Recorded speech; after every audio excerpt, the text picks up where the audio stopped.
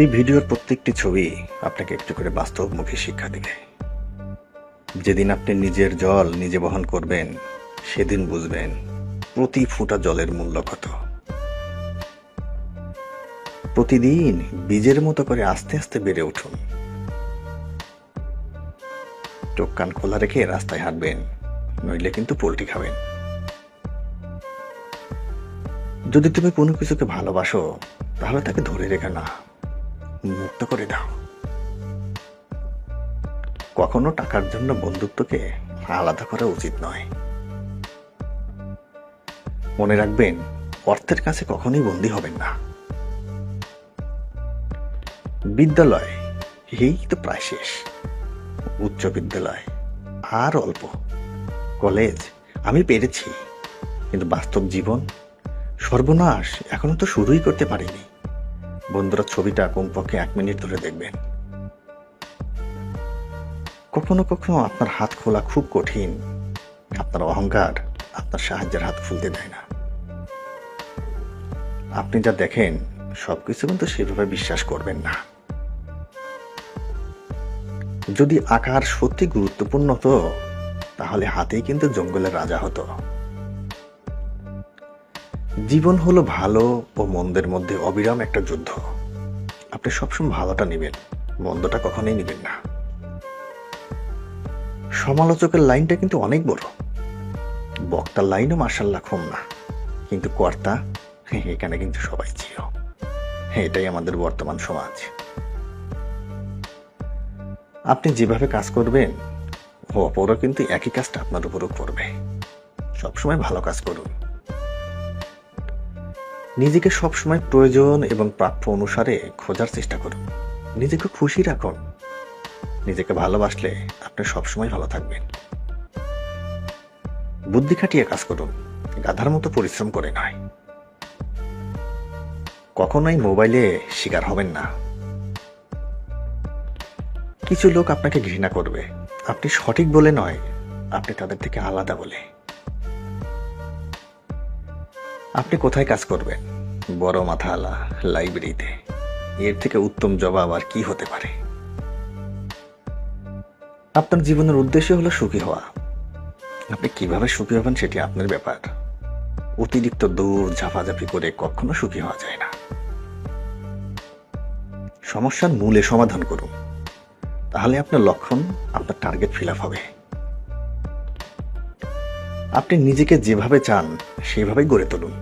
বিশ্ব আপনাকে কিভাবে চায় সেটা কোনো ব্যাপার না। আপনি প্রতিদিন কয়টা করে বড়ি খান একটু হিসাব করে মেলাবেন। আপনার চারপাশে সবাই কিন্তু আপনার বন্ধু নয়। সাহায্যের নামে অনেকেই আপনার ক্ষতি করছে। নেকড়ে তার সন্তানকে নিয়ে বের হয়েছে খাবারের সন্ধানে। হাঁটতে হাঁটতে নেকড়ে তার শাবককে বলছে, ঘাস খেতে পারলে তোমার বেঁচে থাকা সহজ হতো বাবা, কিন্তু তোমাকে খেতে হয় মাংস। এটাই তোমার জন্য অভিশাপ। জঙ্গল তো সাফ হয়ে গেল, এত খাবার পাবো কোথায়? বাঁচবো কেমন করে?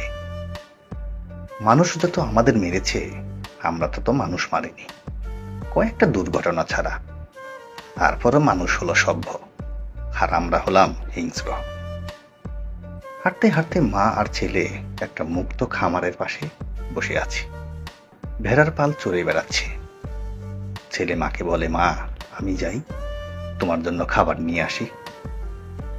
মা বলে, না বাবা, তুমি এখনো ভালো শিকারী হওনি, ধরা পড়লে নির্ঘাত মৃত্যু। আমি যাই, তুমি এখানেও অপেক্ষা করো। মা বলে, ওই যে লোকটা দেখছো, ও হলো রাখাল। ওর হাতে যে দ্বন্দ্বটা দেখছো, ওটা হলো লাঠি। এটাই হলো ওর অস্ত্র। তোমার বাবাকে এমন পিটিয়েছে, লাঠি দিয়ে বেধম প্রহারের যন্ত্রণা বড়ই নির্মম। মাঝে মাঝে মানুষরা খুব ভয়ঙ্কর হয়ে ওঠে, আর লাঠি দিয়ে যখন ওরা প্রহার শুরু করে, তখন ওদের শরীরে দানবীয় শক্তি এসে ভর করে। নানা বিষয়ে ওদের মাঝে অনৈক্য থাকলেও কিন্তু কাউকে লাঠি দিয়ে পিটিয়ে মারার ক্ষেত্রে ওরা সবাই এক হয়ে যায়। বৃষ্টির ফোঁটার মতো অগণিত লাঠির প্রহর গায়ে এসে পড়ে। কাউকে পিটিয়ে মারা তখন একটা উৎসবে পরিণত হয়। সে মানুষ হোক কিংবা আমাদের মতো কোনো হিংস্র পশু। সুতরাং সবসময় সাবধানে থেকো। কোনো অবস্থাতেই কোনো মানুষের লাঠির আওতার ভিতরে গিয়ে পড়ো না। নেকড়ে শাবক এবার ওর মাকে বলছে, কিন্তু মা, ওই যে রাখালের পাশে আর একটা প্রাণী দেখছি, ওই প্রাণীটাকে? ওর নাম হলো কুকুর। আর এই কুকুর হলো তোমার আসল শত্রু বাবা। কিন্তু মা, ও দেখতে তো অবিকল আমাদের মতো। সে কি আমাদের কেউ না? না বাবা, এটাই হলো জীবনের চরম দুর্ভাগ্যের কারণ। দেখতে আমাদের মতো হওয়া আর আমাদের মতো হওয়া, এ দুইয়ের মাঝে যোজন যোজন পার্থক্য আছে বাবা। 12 বছর বিয়ে হলো, সন্তানাদি নাই। সিজদায় পড়ে কপাল ঠুকে একটি বাবু চাই। কবিরাজের জল পড়ার পথ্য খেয়ে রোজ অশ্রু জলে টেনেছি সেই বন্ধা নামের বোঝ।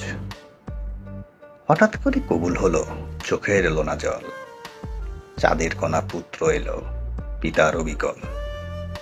শিশুকালে খোকার বাবা চলে গেলেন হায়, তখন থেকেই দুঃসাগরে পুত্র আর মায়। দিনের পরে মাস পেরিয়ে বছর চলে যায়, আমার খোকা যুবক হলো, হাঁটি হাঁটি পায়। পড়াশোনার টানল ইতি, চাকরি নিয়ে বেশ। সুন্দরী এক বৌমা এলো, দীঘল কালো কেশ। হালকা হলো আমার থেকে পুত্র পালার দায়, ভালোই থাকে বৃদ্ধাশ্রমে ওই বাবুটার মায়। পুত্রবধূর ঝামেলাতাই হয়ে গেলাম পর।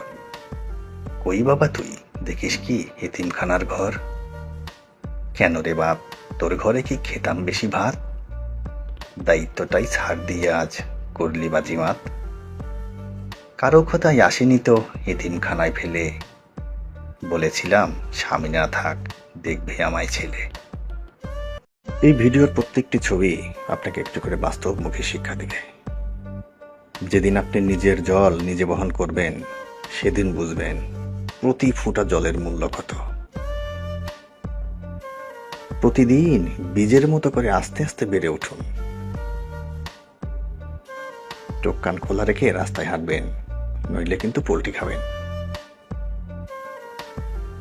যদি তুমি কোনো কিছুকে ভালোবাসো, তাহলে তাকে ধরে রেখে না, মুক্ত করে দাও। কখনো টাকার জন্য বন্ধুত্বকে আলাদা করা উচিত নয়।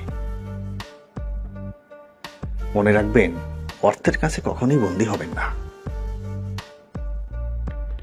বিদ্যালয় এই তো প্রায় শেষ, উচ্চ বিদ্যালয় আর অল্প, কলেজ আমি পেরেছি, কিন্তু বাস্তব জীবন সর্বনাশ এখনো তো শুরুই করতে পারিনি। বন্ধুরা, ছবিটা কমপক্ষে 1 মিনিট ধরে দেখবেন। কখনো কখনো আপনার হাত খোলা খুব কঠিন, আপনার অহংকার আপনার সাহায্যের হাত খুলতে দেয় না। আপনি যা দেখেন সবকিছু কিন্তু সেভাবে বিশ্বাস করবেন না। যদি আকার সত্যি গুরুত্বপূর্ণ হতো, তাহলে হাতেই কিন্তু জঙ্গলের রাজা হতো। জীবন হলো ভালো ও মন্দের মধ্যে অবিরাম একটা যুদ্ধ। আপনি সবসময় ভালোটা নেবেন, মন্দটা কখনোই নেবেন না। সমালোচকের লাইনটা কিন্তু অনেক বড়, বক্তার লাইনও মার্শাল্লাহ কম না, কিন্তু কর্তা এখানে কিন্তু সবাই ছিল। এটাই আমাদের বর্তমান সমাজ। আপনি যেভাবে কাজ করবেন, অপরও কিন্তু একই কাজটা আপনার উপরও করবে। সবসময় ভালো কাজ করুন। নিজেকে সবসময় প্রয়োজন এবং প্রাপ্য অনুসারে খোঁজার চেষ্টা করুন। নিজেকে খুশি রাখুন। নিজেকে ভালোবাসলে আপনি সবসময় ভালো থাকবেন। বুদ্ধি খাটিয়ে কাজ করুন, গাধার মতো পরিশ্রম করে নয়। কখনোই মোবাইলে শিকার হবেন না। কিছু লোক আপনাকে ঘৃণা করবে, আপনি সঠিক বলে নয়, আপনি তাদের থেকে আলাদা বলে। আপনি কোথায় কাজ করবেন? বড় মাথাওয়ালা লাইব্রেরিতে। এর থেকে উত্তম জবাব আর কি হতে পারে? আপনার জীবনের উদ্দেশ্য হলো সুখী হওয়া। আপনি কিভাবে সুখী হবেন সেটি আপনার ব্যাপার। অতিরিক্ত দূর ঝাপাঝাপি করে কখনো সুখী হওয়া যায় না। সমস্যার মূলে সমাধান করুন, তাহলে আপনার লক্ষণ, আপনার টার্গেট ফিল আপ হবে। আপনি নিজেকে যেভাবে চান সেভাবেই গড়ে তুলুন। বিশ্ব আপনাকে কিভাবে চায় সেটা কোনো ব্যাপার না। আপনি প্রতিদিন কয়টা করে বড়ি খান একটু হিসাব করে মেলাবেন। আপনার চারপাশে সবাই কিন্তু আপনার বন্ধু নয়। সাহায্যের নামে অনেকেই আপনার ক্ষতি করছে। নেকড়ে তার সন্তানকে নিয়ে বের হয়েছে খাবারের সন্ধানে। হাঁটতে হাঁটতে নেকড়ে তার শাবককে বলছে, ঘাস খেতে পারলে তোমার বেঁচে থাকা সহজ হতো বাবা, কিন্তু তোমাকে খেতে হয় মাংস। এটাই তোমার জন্য অভিশাপ। জঙ্গল তো সাফ হয়ে গেল, এত খাবার পাবো কোথায়? বাঁচবো কেমন করে? মানুষ যত আমাদের মেরেছে, আমরা তত মানুষ মারিনি, কয়েকটা দুর্ঘটনা ছাড়া। তারপরও মানুষ হলো সভ্য, আর আমরা হলাম হিংস্র। হাঁটতে হাঁটতে মা আর ছেলে একটা মুক্ত খামারের পাশে বসে আছে। ভেড়ার পাল চড়ে বেড়াচ্ছে। ছেলে মাকে বলে, মা আমি যাই, তোমার জন্য খাবার নিয়ে আসি। মা বলে, না বাবা, তুমি এখনো ভালো শিকারী হওনি, ধরা পড়লে নির্ঘাত মৃত্যু। আমি যাই, তুমি এখানে অপেক্ষা করো। মা বলে, ওই যে লোকটা দেখছো, ও হলো রাখাল। ওর হাতে যে দ্বন্দ্বটা দেখছো, ওটা হলো লাঠি। এটাই হলো ওর অস্ত্র। তোমার বাবাকে এমন পিটিয়েছে, লাঠি দিয়ে বেধম প্রহারের যন্ত্রণা বড়ই নির্মম। মাঝে মাঝে মানুষরা খুব ভয়ঙ্কর হয়ে ওঠে, আর লাঠি দিয়ে যখন ওরা প্রহার শুরু করে, তখন ওদের শরীরে দানবীয় শক্তি এসে ভর করে। নানা বিষয়ে ওদের মাঝে অনৈক্য থাকলেও কিন্তু কাউকে লাঠি দিয়ে পিটিয়ে মারার ক্ষেত্রে ওরা সবাই এক হয়ে যায়। বৃষ্টির ফোঁটার মতো অগণিত লাঠির প্রহর গায়ে এসে পড়ে। কাউকে পিটিয়ে মারা তখন একটা উৎসবে পরিণত হয়, সে মানুষ হোক কিংবা আমাদের মতো কোনো হিংস্র পশু। সুতরাং সবসময় সাবধানে থেকো, কোনো অবস্থাতেই কোনো মানুষের লাঠির আওতার ভিতরে গিয়ে পড়ো না। নেকড়ে শাবক এবার ওর মাকে বলছে, কিন্তু মা, ওই যে রাখালের পাশে আর একটা প্রাণী দেখছি, ওই প্রাণীটাকে? ওর নাম হলো কুকুর, আর এই কুকুর হলো তোমার আসল শত্রু বাবা। কিন্তু মা, ও দেখতে তো অবিকল আমাদের মতো, সে কি আমাদের কেউ না? না বাবা, এটাই হলো জীবনের চরম দুর্ভাগ্যের কারণ। দেখতে আমাদের মতো হওয়া আর আমাদের মতো হওয়া, এ দুইয়ের মাঝে যোজন যোজন পার্থক্য আছে বাবা। 12 বছর বিয়ে হলো, সন্তানাদি নাই। সিজদায় পড়ে কপাল ঠুকে একটি বাবু চাই।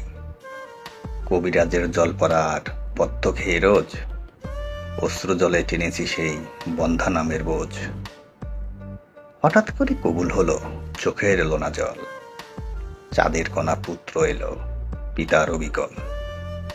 শিশুকালে খোকার বাবা চলে গেলেন হায়, তখন থেকেই দুঃসাগরে পুত্র আর মায়। দিনের পরে মাস পেরিয়ে বছর চলে যায়, আমার খোকা যুবক হলো, হাঁটি হাঁটি পায়। পড়াশোনার টানলো ইতি, চাকরি নিয়ে বেশ। সুন্দরী এক বৌমা এলো, দীঘল কালো কেশ। হালকা হলো আমার থেকে পুত্র পালার দায়, ভালোই থাকে বৃদ্ধাশ্রমে ওই বাবুটার মায়। পুত্রবধূর ঝামেলাতাই হয়ে গেলাম পর। কই বাবা তুই, দেখিস কি এতিমখানার ঘর? কেন রে বাপ, তোর ঘরে কি খেতাম বেশি ভাত? দায়িত্বটাই ছাড় দিয়ে আজ করলি বাজিমাত। কারো কথাই আসেনি তো এতিমখানায় ফেলে, বলেছিলাম স্বামী না থাক দেখবে আমায় ছেলে।